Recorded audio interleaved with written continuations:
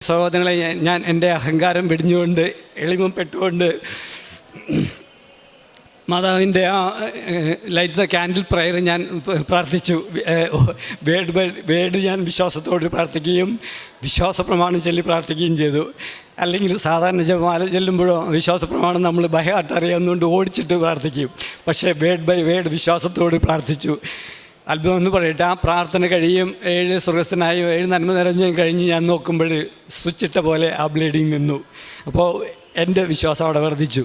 അത് കഴിഞ്ഞ് വീണ്ടും അത്ഭുതങ്ങൾക്കായിട്ട് വീണ്ടും സാഹചര്യങ്ങൾ ഒരുക്കുകയായിരുന്നു.